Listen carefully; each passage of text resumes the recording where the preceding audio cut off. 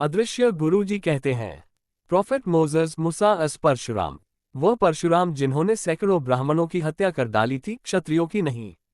जैसे भगवत गीता में अप्रत्यक्ष रूप से कहा है कि ब्राह्मण और क्षत्रिय उच्च क्लास है, क्योंकि गीता में कहा है कि नीच लोग मतलब व्यापारी, शूद्र, स्त्री और चांडाल को भी अक्षर नाम से परमात्मा प्राप्त हो सकता है। मतलब क्षत्रिय और ब्राह्मण उच्च है। तो मैं बता दूं कि आर्यावर्त जो बाद में अरब बन गया, में भगवान ने दो मैसेंजर को भेजा जो दोनों भाई थे। एक था परशुराम मतलब मूसा अध्यात्म के साथ क्षत्रियों की ट्रेनिंग देने वाला, और दूसरा हारून अध्यात्म में कर्मकांड, वैदिक चांटिंग, सूत्र शास्त्र वगैरह सिखाने वाला। ये डिवीजन शुरुआत से है और बाकी सब लोग नीच क्वालिटी के हैं, इस प्रकार का वर्ण धर्म गीता में भी कहा है। लेकिन सब मानते तो है एक ही भगवान को जो निराकार है। उस जमाने में अग्नि आसानी से नहीं मिलता था, और अग्नि की शोध जब हुई तो मान लो कि आज का electricity plus internet plus artificial intelligence plus multiverse travelling.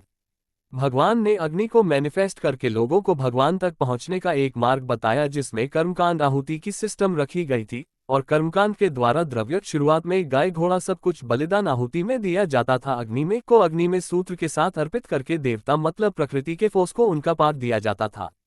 लेकिन यह निष्काम भक्ति नहीं है। पर्शिया के लोग अग्नि पर मेडिटेशन करते थे आहुति देने के बजाय, जो और सुपीरियर है। आज की तारीख में भी सनातन धर्म के नागा साधु बाबा लोग धूनी जलाकर मेडिटेट करते हैं अग्नि पर। इसके द्वारा भी बहुत सारे सुपर नेचर पावर डेवलप हो जाते हैं। लेकिन ये भी प्रकृति का पाठ है जो परमात्मा तक पहुंचने में सिर्फ माध्यम है। जैसे रामायण में कहा है कि परशुराम ने कहा कि मैं कोई कर्मकांडी वेदपाठी ब्राह्मण नहीं हूं। परशुराम मतलब नबी मूसा तो भगवान से डायरेक्ट बात करते थे, लेकिन बात करने के लिए उनको पर्वत पर जाना पड़ता था जहां एक अग्नि प्रकट हो जाता था। वह अग्नि परमात्मा का मैनिफेस्ट रूप था। एक दिन परशुराम मूसा को पता चला कि उसके भाई हारून के चेले चपाटे जो कर्मकांड करने वाले थे, उन्होंने गाय की पूजा शुरू कर दी, ऐसा मानकर कि गाय ही हमारा रब है मतलब भगवान है। तो परशुराम को लगा कि मैं क्या बेवकूफ हूं जो इतनी तपस्या करता हूं, खाना पीना छोड़कर जंगल में रहता हूं और अग्नि पर मेडिटेशन करके परमात्मा के साथ बात करता हूं। और यह गधे ब्राह्मण मतलब छोटे भाई हारून के चेले गाय को भगवान मानकर गाय को पूजने लगे हैं।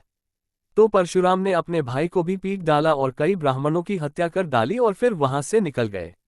जुल्करनैन मतलब 2 युगों में आने वाला, कुरान का मल्टी डायमेंशनल परम प्रतापी योगी, ट्रैवल करने वाला राजा। जैसे अलग अलग समय पर मैनिफेस्ट होता है वैसे ही परशुराम का है।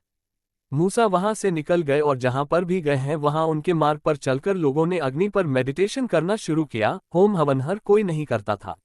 मेडिटेशन करके भी कलाम ए इलाही की प्राप्ति हो सकती है।